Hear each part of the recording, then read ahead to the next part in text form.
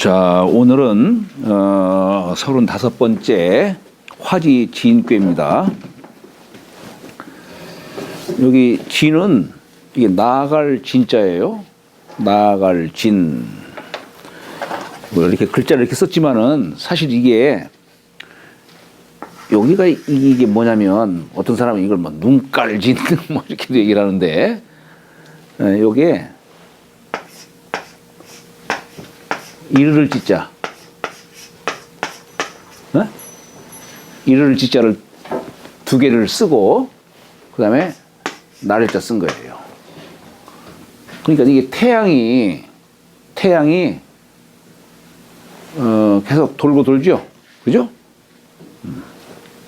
옛날에는 아마 뭐 우리가 지구가 다 태양 주위를 이렇게 도는 걸로 이렇게 얘기하지만은 옛날에는 태양이 도는 걸로 이렇게 뭐 생각을 하니까 그렇다 해서 그러면 틀리냐? 아니에요. 이게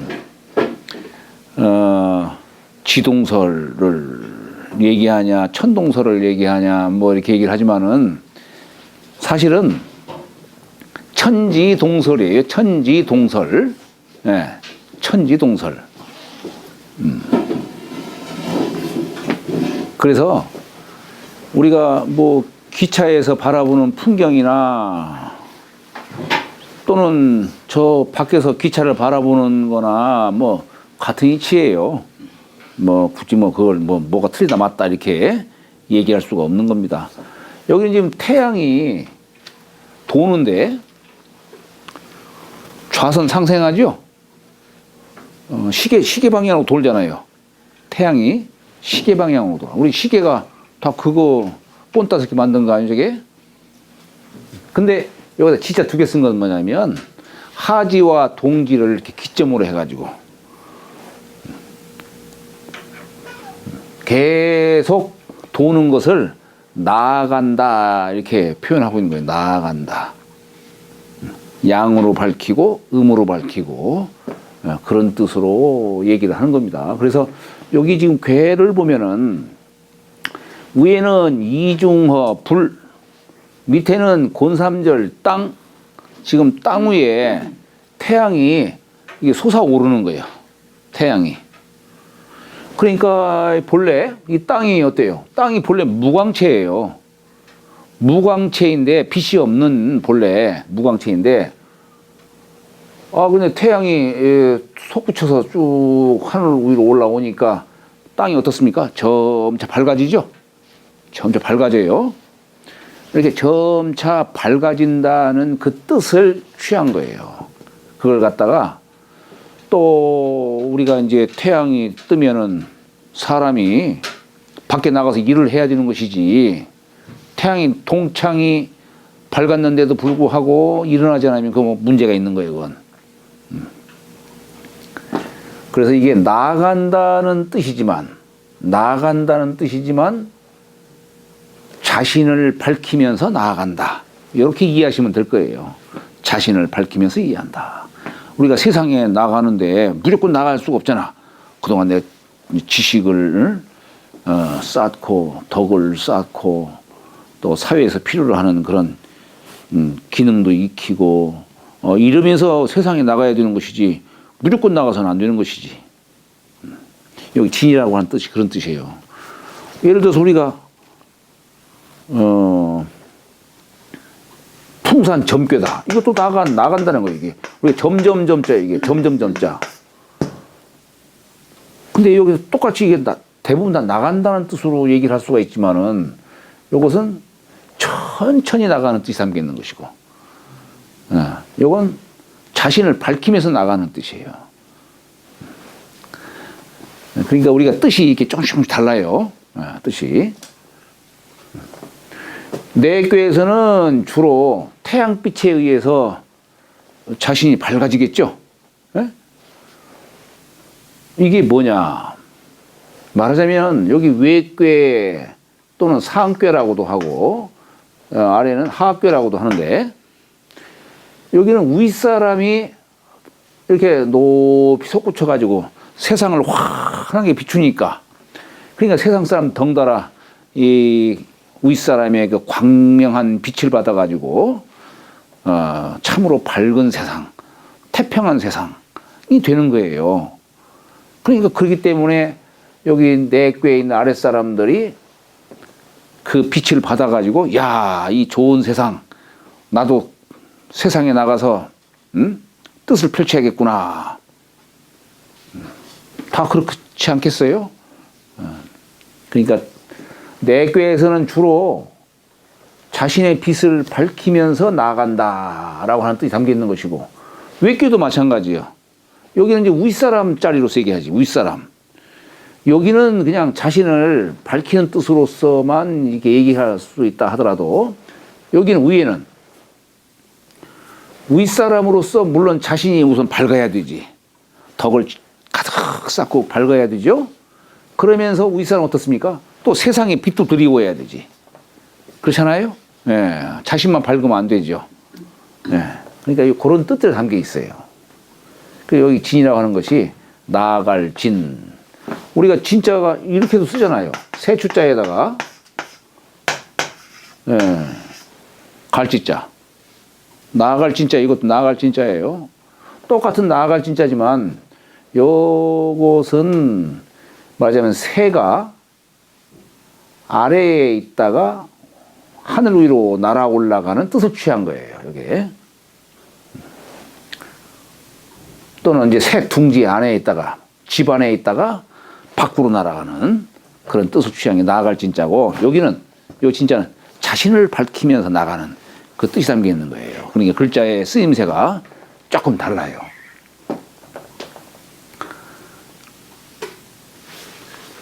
우리가 이제 다음 시간에 배우는 화지진괴. 이제 지화, 요건 화지진이고, 우리 다음 시간 때 요거 이제 종괴가 되면은 뒤집어지면은 이렇게 돼요. 요건 이제 지화명이에요. 근데 여기는 진괴는 윗사람이 밝은 것으로 주로, 이건 윗사람에 의해서 감화를 받고 세상에 나가는 뜻이 담겨 있는 것이고, 여기는 윗사람이 컴컴해, 목매해. 그러니까 아랫사람이 밝은 지혜가 있어도 이 지혜를 세상에 드러내지를 못하는 거예요. 여기서는 세상 사람들, 현인 군자들이 은둔하는 모습이 여기는. 예, 여기 은둔하는 모습이고, 여기는 세상에 나가는 뜻이고, 의미가 좀 달라요.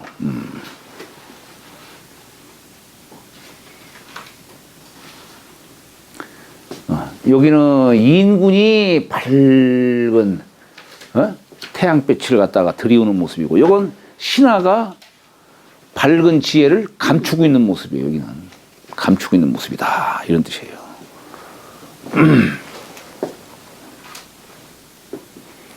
자, 여기 보면은 이제 진은 강후를 용, 성마, 번서하고 주일, 삼접, 이로다, 이렇게 얘기를 한 겁니다.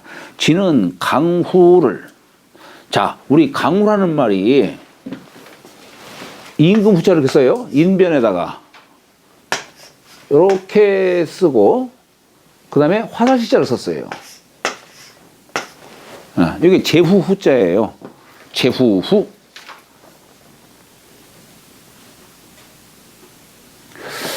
이게 지금 우리가 이렇게 있었지만 옛글에는 보면은 여기에 딱 가릴 엄자, 요 안에다가 이게 화살시자 쓴 거, 이런 식으로 글자를 옛날 썼어요.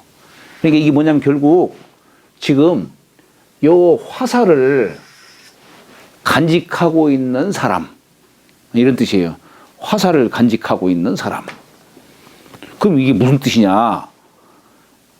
옛날에는 제후를, 어떤 현자를 우리가 뽑을 적에, 선발할 적에 옛날에는 활쏘기를 통해서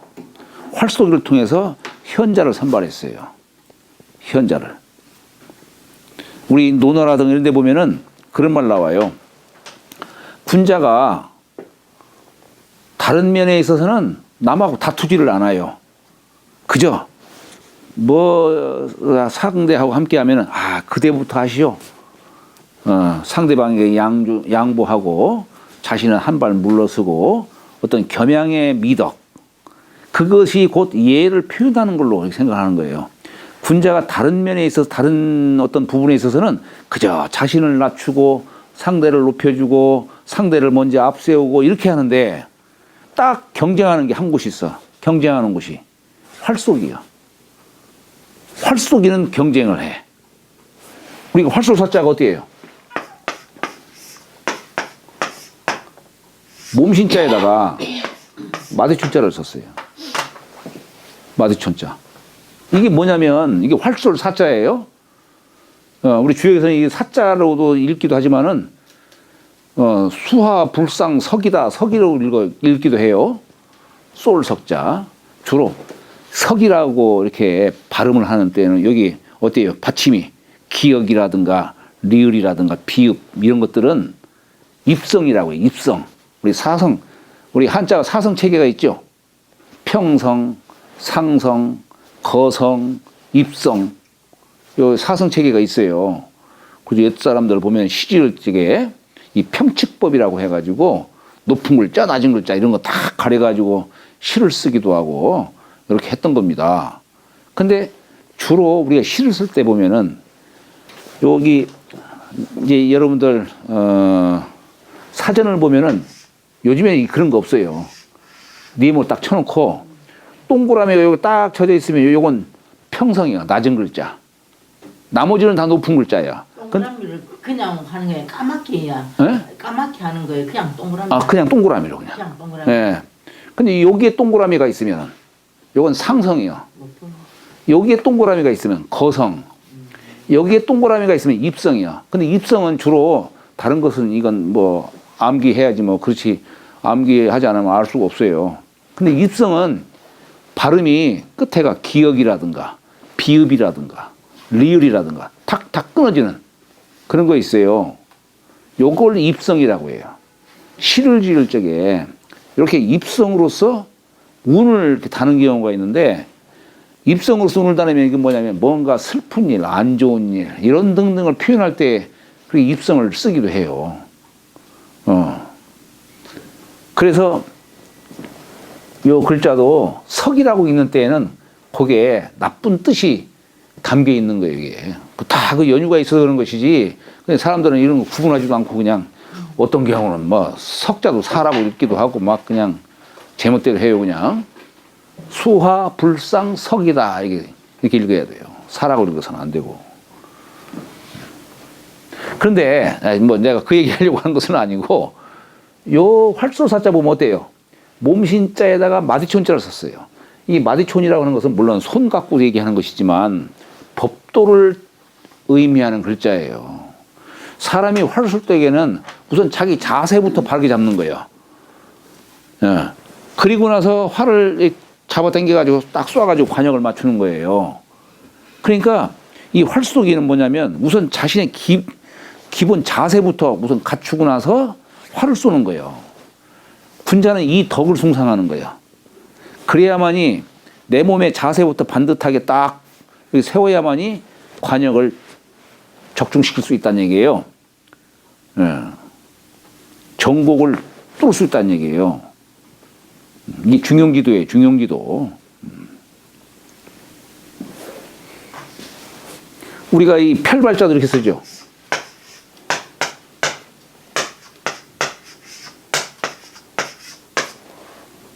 펼발자. 이것도 뭐냐?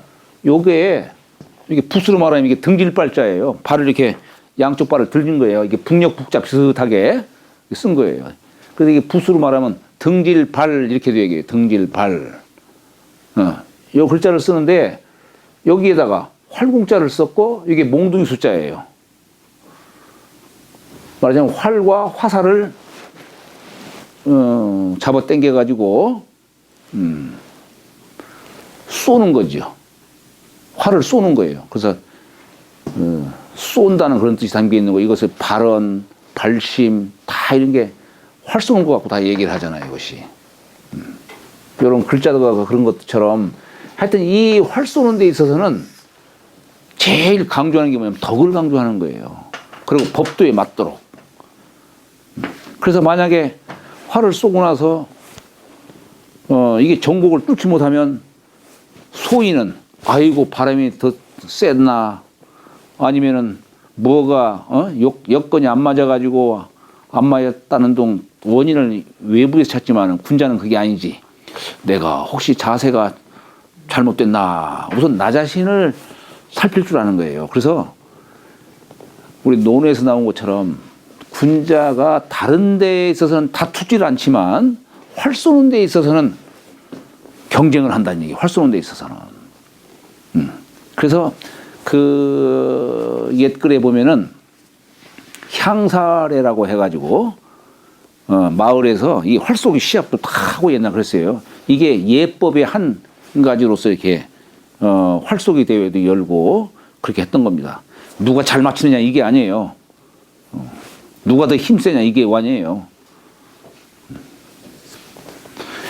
그래서 옛날에는 이 활쏘기로서 현자를 선별하는 거예요. 그 뜻이 전해져서 이제 제후를 이제 분봉할 적에 제후를 뭐 어느 나라가 다스리라고 해야 될 거 아니에요. 천자가. 그럴 적에 그 제후를 선별을 해가지고 임지로 보내기 때문에 그 뜻을 취해서 이게 화살자 써가지고 사람이 활을 딱 지니고 있는 그 뜻으로 제후후라고 한 거예요. 활 쏘기를 잘하는 뜻으로. 여기에다가 한자를 여기다 딱 그으면 어떻게 되겠어요? 요건 기후후자야. 엿볼후자야. 엿볼후. 우리가 왜 어르신한테 편지로 문화에서 해줄 때 어떻습니까? 기체후 일양 만강 하옵신지요. 그러죠. 예? 뭐 10월달이면 어때요? 맹동이죠.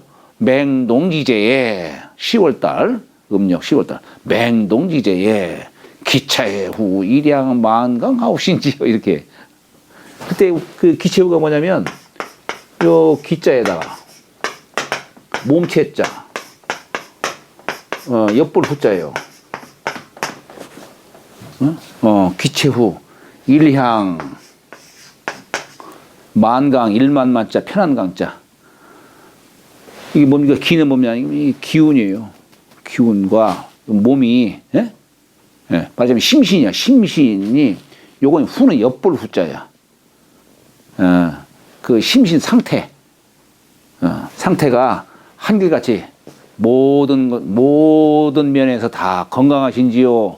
요 뜻을 기체후 일양 만강하신지요. 이렇게 표현하는 거예요. 그래서 여기 후자를 여기에 제후 여기 또 한 사람으로서 얘기하는 거예요. 요 제후를 엿보고 살피고 한다는 요 뜻이 담겨 있는 거예요. 여기에 엿볼 후 살필 후 이렇게도 얘기를 하는 거예요. 그렇게 얘기를 하는 것이고 우리 요것과 비슷한 글자가 또 있죠. 이게 인변에다가 마늘 모자에다가 이렇게 쓰는 것도 있어요. 이건 뭐냐면 이건 기다리를 사자예요. 기다리를 사.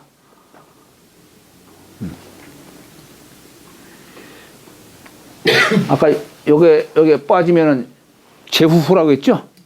근데 여기는 이렇게 썼지만은 여기는 마늘모로 쓴 거예요. 이 마늘모가 이게 뭐냐면 쓴다는 뜻이에요.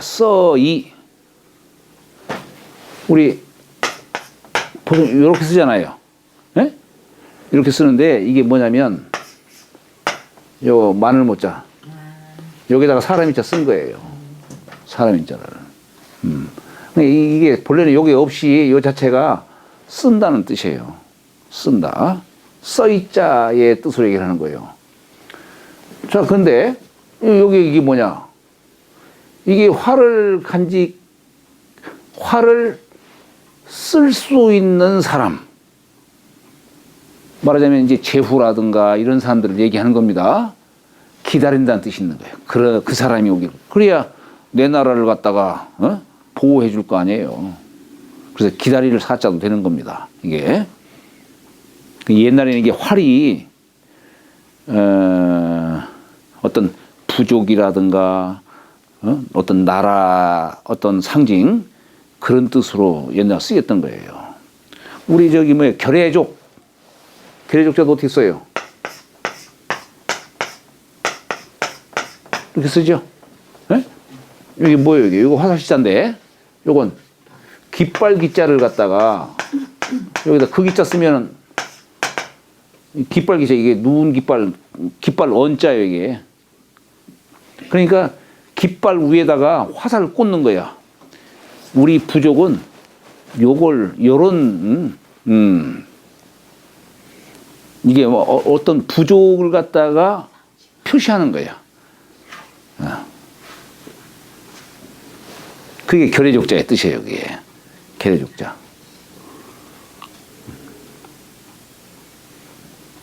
참 이런 걸 보면은 여러 가지 생각이 그냥 막 계속 무한하게 그냥 생각이 나와요.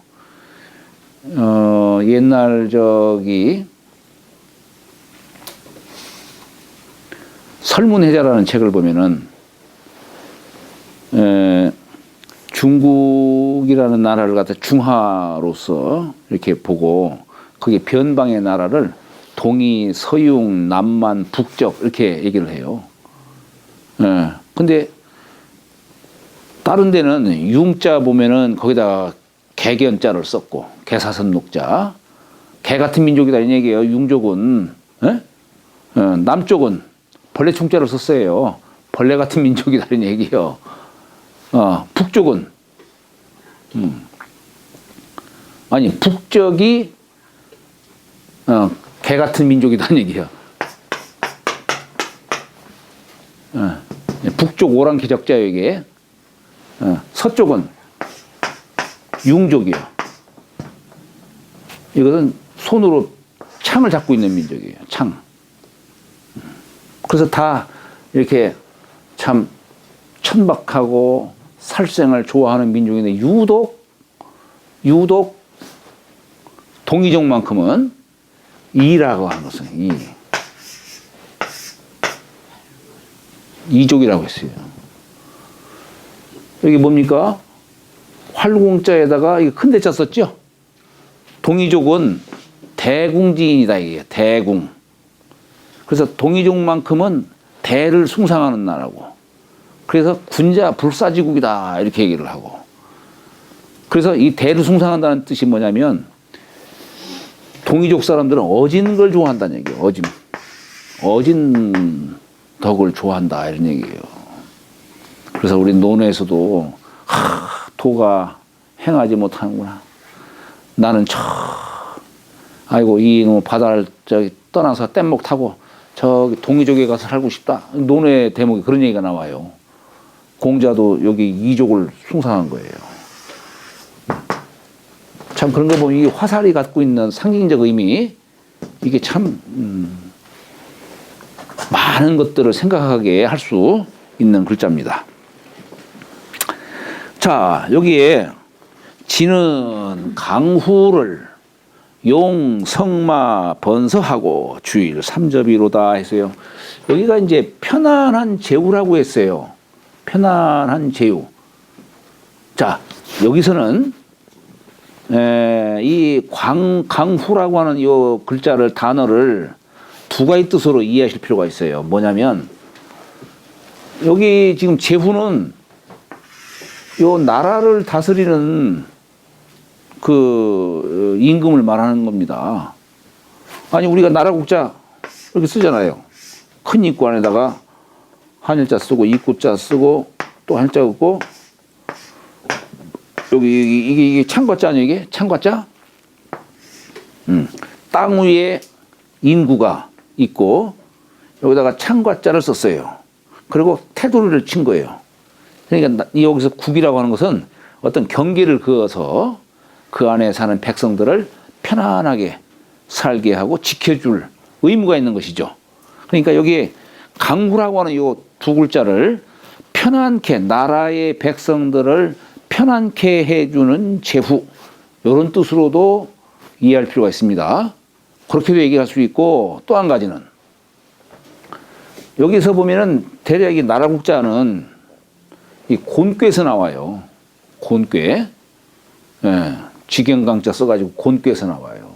근데 이 위에 천자가 아주 밝은 지혜가 있어서 온 세상을 비추니까 천자가 아주 현성하니까 요 밑에 있는 제후들이 다 이 감화를 받는 거 아니겠어요? 그러니까 편안하다는 얘기예요. 편안하다. 세상은 태평 세상이고, 만약에 위에 천자가 못 나가지고 그냥 포악한 정치나 하고 세상을 괴롭히기나 하고 하면 나라는 위태롭지. 그러면 전쟁 끊어지질 않지. 얼마나 불안하겠어요. 그런데 여기는 오효짜리 이인군이 이렇게 밝은 지혜로서 그냥 온 세상을 환하게 비추니까 제후가 편안한 거예요. 그래서 요 강후라고 하는 요 두 글자 편안한 제후라고도 해석할 수 있고 백성들을 편안케 하는 제후다 이렇게도 얘기할 수 있어요. 어쨌거나 인구는 제후들이 내 나라를 잘 지켜주니까 제후들을 우대를 해야죠. 편안한 제후를 용성마 번서하고 제후들에게 말을 내려줘. 말로 선물을 줘. 우리 우리 조선시대 때도 우리 명나라 때 우리 조선이 제후국이었죠. 그러니까 뭐 동지부산이 무슨 뭐 해가지고 1년에 한 번, 3년에 한 번 뭐 이렇게 사신을 보내서 조공도 바치고 그렇게 하잖아요. 그런 때에 제후국들이 조공을 바칠 적에 천자는 또 그러면 받기만 하냐? 그게 아니에요. 오히려 더 후하게 선물을 내려주고 그렇게 하는 겁니다. 그 선물을 내려준다고 하는 대표적인 게 뭐냐면 말이에요, 말. 옛날에는 말 갖고 있어요. 그래서 뭐 백성지가 천성지가 뭐 이렇게 얘기를 했죠. 그래서 말을 내려주고 선물로. 그러니까 여기 번서는 뭐냐면 번성할 번자에다가 무서자예요. 많다는 뜻이죠. 번서하게 한다 하는 얘기는 말을 선물로 내려주는데 한 번, 두 번도 아니고 많이 준다는 얘기예요. 많이. 그게 번서예요. 번서. 이것은 이제 제물로서 제후를 예우를 해주는 그런 뜻이 담겨 있는 것이고 주일삼접은 주일은 한낮이죠. 한낮. 낮주자니까 한낮에도 세 번을 접한다 하는 얘기는 세 번을 접견한다 이런 얘기예요. 그 얘기는 뭡니까? 그 은정을 지극히 하는 거예요. 내가 너를 그만큼 아끼고 사랑하고 있다 하는 그 은정을 갖다가 세 번 접견한다 하는 뜻으로 얘기를 하는 겁니다. 그러니까 이게 뭐냐면 지는 강후를 편안한 제후를 다시 말하면 천자가 제후에게 성마 번서를 하고 선물을 무수하게 선물을 자꾸 주고 제물로서 그리고 주일 삼접이로다 하는 얘기는 이것은 말하자면 덕행을 행하는 거죠. 은택을 베푸는 거예요. 은정을 베푸는 거예요. 아까는 제물로서 은택을 하는 것이고 은택을 베푸는 것이고 여기는 마음으로 제후를 이렇게 따뜻하게 반갑게 맞이하는 겁니다. 그래야 제후들이 천자를 아이고 내 부모님과 같은 분이다. 이런 분이 계신 한 내 땅은 내가 확실하게 지켜야지 이렇게 한다는 얘기예요. 단활 지는 지인야니 나아간다는 뜻이니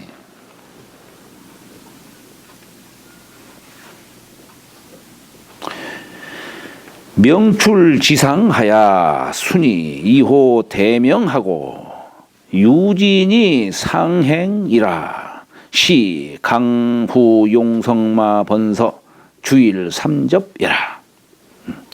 자 지금 지는 해놓고 이건 괴 이름이죠. 지인이 나아간다는 뜻이니 이건 괴 뜻이죠. 괴 뜻. 명출지상하야 밝음이 지상에 나와서, 예. 밝음이 지상에 나와서 이게 뭡니까? 지금 여기 밝은 덕이 뭐예요? 요 이중학교예요. 말하자면 땅 위에 태양이 쫙 솟구치는 모습이에요.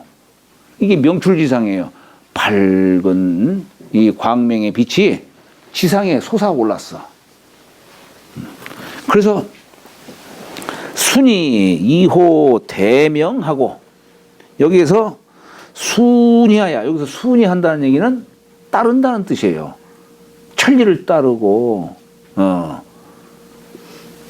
세상을 따르고 사람을 따르고 한다는 뜻이 이게 순자의 뜻이에요. 여기 괴상으로 보면 이게 곤괴의 상이기 때문에 순이라는 말 나온 거예요. 순이. 여기는 2호 대명은 여기 이중업계 얘기하는 거예요. 크게 밝은 곳에 걸리고. 이것은 아랫사람 입장에서는 이 위에 아주 현성한 인군으로 인해서 여기 땅이 환하게 밝아오는 그런 뜻을 얘기한 겁니다. 또 한편으로는 인군의 입장에서는 내면을 환하게 이렇게 도덕을 가득히 축적한 상태에서 이제 때가 되니까 이제 하늘 높이 솟아올라서 세상을 환하게 밝히는 겁니다. 예, 그런 뜻이에요. 그렇게 하고 유진이 상행이라 유가 나아가서 우위로 행하는 거예요. 이건 뭐냐? 자, 우리 이와 같은 비슷한 용례가 많이 있어요. 많이 있는데 이런 얘기가 나오면은 아하, 여기 진꾀는 아까 얘기한 대로 여기 뒤집으면은 이걸 종꾀라고 하죠. 종꾀라고 해요. 뒤집으면은 지화 명의꾀가 되죠. 이걸 딱 뒤집으면은 지화 명의꾀가 됩니다. 자, 우리가 뭐 여러 가지 설이 많이 있지만은 그런 거 딱 무시하고 이 진꾀는 어디서 왔을까? 라고 하면 명의꾀에서 왔다. 명의꾀는 어디서 왔을까? 하면은 진꾀에서 왔다. 이게 종꾀예요. 종꾀. 종꾀 뜻이 바로 그런 거예요. 뭐 궤변노인이 뭐 이런 거 생각하지 마세요. 그러면은 자, 여기에서 여기 이제 지화 명의꾀에 여기 음꾀가 여기 있죠. 이꾀. 이게 유예요. 유. 요 음꾀를 유라고 합니다. 유.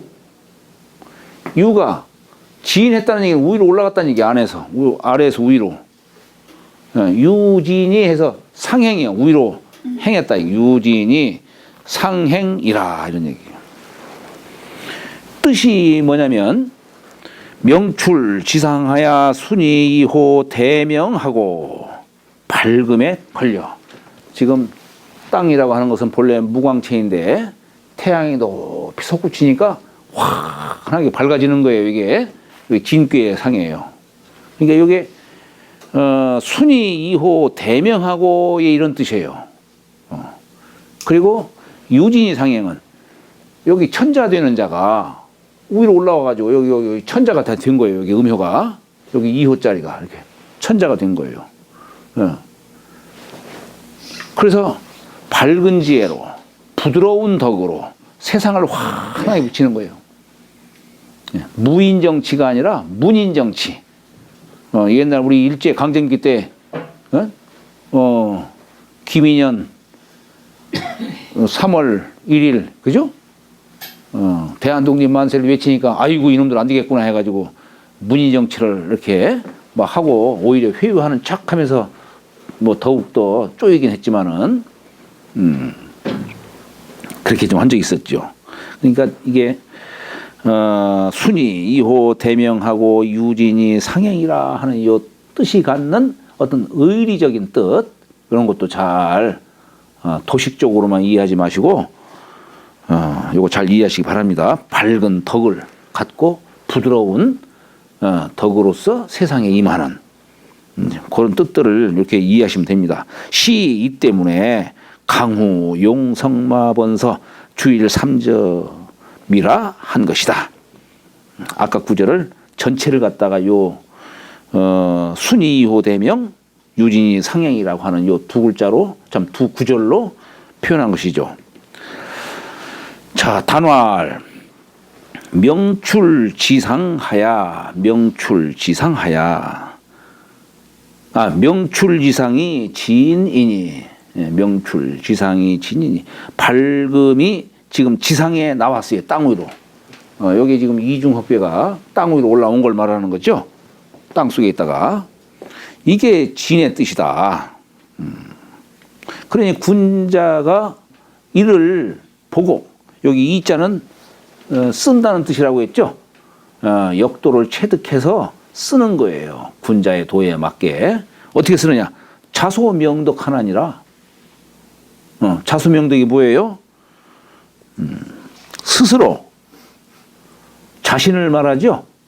스스로 밝은 덕을 밝힌다라고 한 겁니다. 우리가 아니 이것도 밝을 명, 이것도 밝을 소자예요. 밝을 소자. 근데 이 소자는 뭐냐면 태양 날일자에다가 불을 소자 썼죠. 태양빛을 받아들이는 걸 부른다라고 본 거예요. 그러니까 이게 음으로 밝은 것을 소라가는 거야. 명은 양으로 밝은 뜻으로. 요건 양으로 밝히는 것이고, 요건 소는 음으로 밝히는 거예요. 예를 들어서 뭐 우리가 어떤 뭐 주문 같은 거 할 때 그러잖아요. 유아, 식신, 소명가문 그러죠. 소명가문. 이건 음양으로 밝히는 뜻이 담겨 있는 거예요.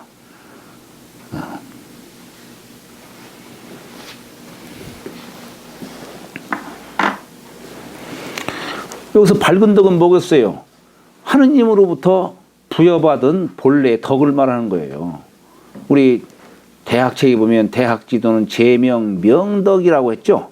밝은 덕. 하느님을 밝음 자체로 보는 거예요. 우리 생명이 어디서 왔어요? 태양으로부터 온 거예요. 태양으로부터. 그래서 이 고전에서는 이 사람의 마음을, 본성이 본래가 밝은 것이다 라고 얘기를 하는 거예요. 그게 왜 어두워졌냐? 욕심 때문에 어두워진 거야. 욕심 때문에. 그래서 다시 공부를 통해서, 이걸 비유를 하자면 이제 사람이 본래가 밝음 자체인데, 비유를 하자면 거울 갖고 얘기할 수 있어요. 거울이 처음에 나왔을 때 아주 밝고 깨끗한데 오랫동안 내버려 두니까 때가 끼는 거야. 때가. 그래서 그 때를 다시 없애고 밝음을 다시 되찾게 해주는 것이 뭐냐? 이게 공부예요. 공부를 통해서 자기가 자기 몸에, 자기 마음에 끼었던 때를 갖다가 벗겨주는 거예요. 이게 명명덕이에요. 이게 밝은 덕을 다시 밝힌다라고 얘기를 한 겁니다. 지금 여기 요것을 갖다가 태양빛에 의해서 밝아지는 뜻도 있지만, 스스로 이런 것을 보고서 군자는 스스로 자신의 밝은 덕을 다시 밝힌다 하는 뜻으로 얘기를 하는 겁니다.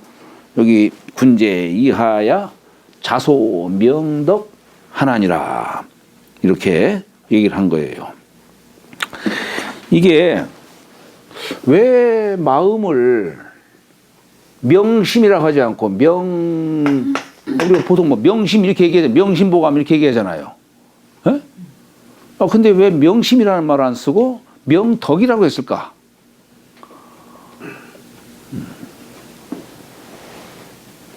명심은 이게 마음 심자는 마음에 그냥 채로서 말한 거예요.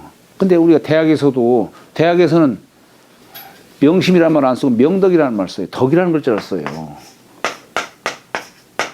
이건 무슨 뜻이냐면, 덕이 갖는 의미가 뭐냐면 얻는다는 뜻이요.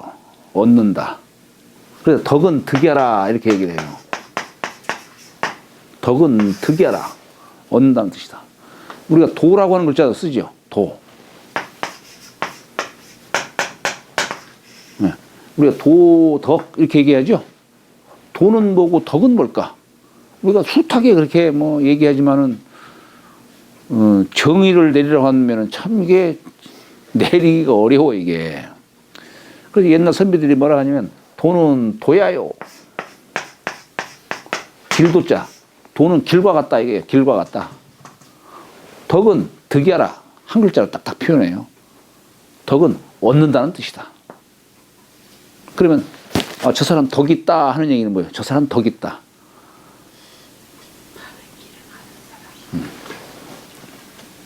이 덕이라고 하는 것은 하늘의 이 도를 내 몸에 얻는다는 뜻이에요.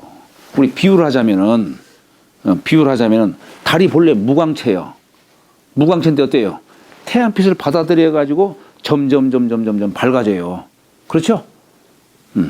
그걸 덕으로 보는 거예요. 덕. 그걸 얻는다는 뜻으로 덕으로 보는 거예요. 어린애가 어때요? 아무것도 모르는 무지몽매해. 근데 세상을 살아가면서 이것도 배우고 저것도 배우면서 스스로 덕을 쌓는 거야. 에? 마치 달리 태양빛을 받아들이듯이. 그래서 자꾸 쌓고 하다 보니까 이제 소인이 군자가 되고 군자가 대인이 되고 대인이 성인이 되고 그렇게 되는 거예요. 성인이 되고. 그래서 덕이라고 하는 글자를 정의를 한다면은 내 몸에 천도를 내 몸에 얻는 뜻으로 얘기를 하는 거예요. 아니 그러면 천도를 내 몸에 얻으려면 자연히 얻어지는 거냐? 그게 아니에요. 그래서 이 덕이라고 하는 글자를 보면은 물론 덕이라고 하는 글자가 열십자에다 넉사자에 한일자의 마음심자니까 15의 마음이잖아요. 네? 15의 마음. 달이 15일 간격으로 가득 채워졌다가 비워졌다 하잖아요. 네. 그러니까 이 마치 달이 태양빛을 받아들이는 그 뜻을 취한 거예요. 그러면서도 또 한편으로는 이게 열십자에 넉사자에 한일자 마음심자를 썼어요. 근데 이걸 딱 세워보면은 넉사자를 세우면은 고들직자가 돼요. 직심을 행한다 이런 얘기예요. 직심을 행한다. 그럼 여기 직심이라는 게 뭘까? 직심. 지극정성을 말하는 거예요. 거짓 없는 마음. 자신을 속이지 않는 거짓 없는 마음. 그렇죠? 자신을 속이지 않는 마음. 이 얘기는 뭐냐면 사욕을 깨끗이 없앴을 적에 그 마음, 그걸 직심이라 하는 거예요. 이걸 또 요즘 말로 표현하면 지극정성. 바로 고경지예요. 지극정성. 우리가 옛날부터 지성이면 감천이라고 했잖아요. 사람이 지극한 정성이 있으면 하늘이 감동한다라고 했어요. 그 얘기는 뭡니까? 천도가 이 몸 안에 들어오는 거예요. 천도가. 이건 직심으로 가능한 거예요. 직심. 그래서 덕이라는 말을 그렇게 붙이는 것이고 도라는 것은 이건 행하는 뜻이에요. 행하는 뜻이다. 우리가 하늘이라고 하는 채가 있어요. 근데 그 하늘이 마땅히 가야 하는 길이 있잖아요. 하늘이. 그걸 천도라고 하는 거예요. 땅이 있어. 땅이 마땅히 가야 하는 그 길이 있어. 그걸 지도라고 해요. 그럼 사람이라고 한다면 사람이 마땅히 가야 할 그 길이 있어요. 그게 뭐냐면 인도예요. 인도. 사람 중에서도 모든 사람들이 다 개성도 다르고 추구하는 바도 다르고 자기 체질도 달라요. 다 달라요. 근데 그 사람들이 마땅히 가야 할 길이 있어요. 여기. 마땅히 가야 할 길. 살이 당연한 길. 그게 있다 이거예요. 그걸 도라 하는 거예요. 누구나 다 도에 의해서 살아갈 수 있도록 해야 되는 것이지. 도를 행하면서 세상을 살아가야 돼. 그런 사람을 길로 가는 거야. 자꾸 도에 위배되는 사람은 흉으로 가는 거야. 네. 아니 예를 들어서 말이에요. 사람이 어머니 몸에서 태어났죠? 어머니 젖을 먹고 자라잖아요. 이걸 우리가 달리 표현하자면은 이 세상 만물을 창조한 것을 뭐라고 표현하냐면 도라는 글자로 표현해요. 도. 한번 제가 예전에도 한번 말씀을 드린 것 같은데 도라고 하는 것을 조금 더 좀 간략히 좀 설명드리자면은 머리 숫자에다가 갈치자 쓴 거예요. 머리 숫자. 이건 뭐냐면 어때요? 만물이 처음 태어날 때 머리부터 나오죠? 그러니까 만물의 어떤 근원인 자로서 머리를 얘기하는 거예요. 도라고 하는 게 뭐냐? 만물의 근원인 자다 얘기야. 만물의 근원을 도로 얘기하는 겁니다. 그러면서 어때요? 이 사람 몸이 있으면은 사람 머리가 내 사지백회를 다 주재를 하잖아요. 요 머리에 의해서 손발이 움직이잖아요. 내 몸의 모든 걸 다 주재를 하는 거예요.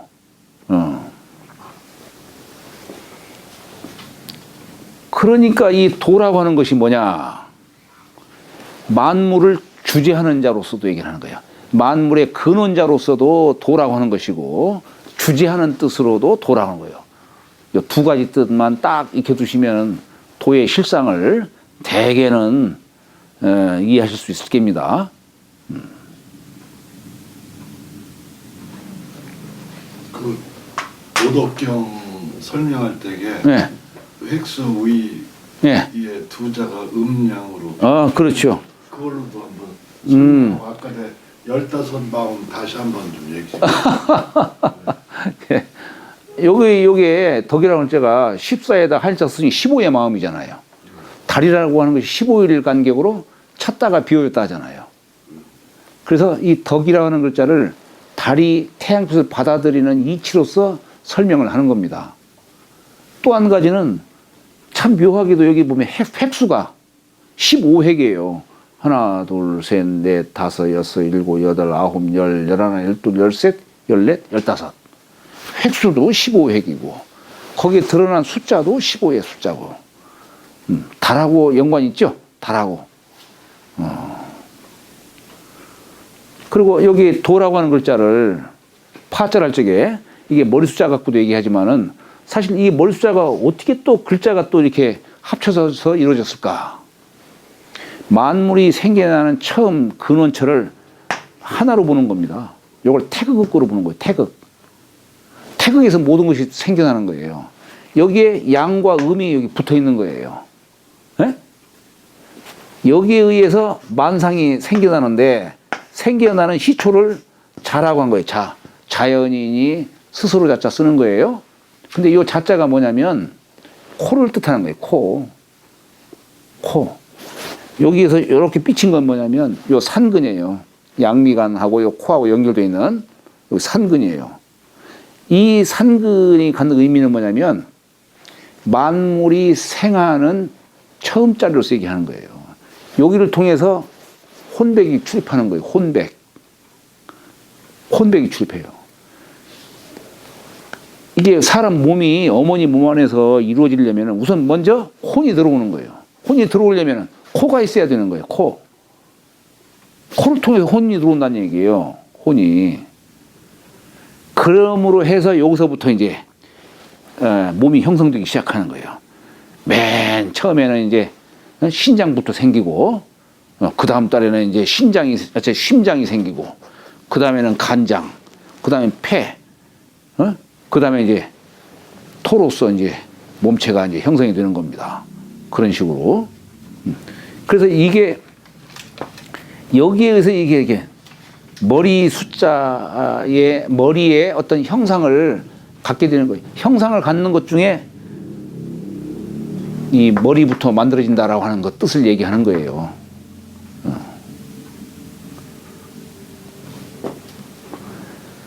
거기에서 이게 머리 숫자인데 여기에 이렇게 썼어요.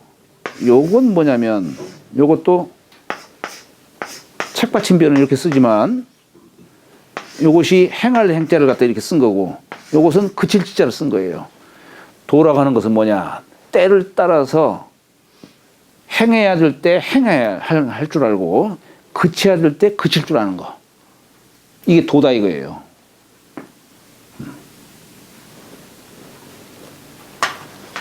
그리고 그 큰 덕자가 예. 15액인데 경사경자도 15액이거든요. 그래요? 그래가지고 그 덕자하고 큰 덕자하고 경사경자를 뭐 15액이 갖는 뭐 그 뭐를 설명을 한번 들은 것 같은데. 거기는 이제 녹으로서 사슴녹자를 그렇게 위에다가 그렇게 쓰고 그 덮을멱자에다가 마음심자에다가 예? 드리울 저기 뭐야 치자로서 이렇게 쓰지요.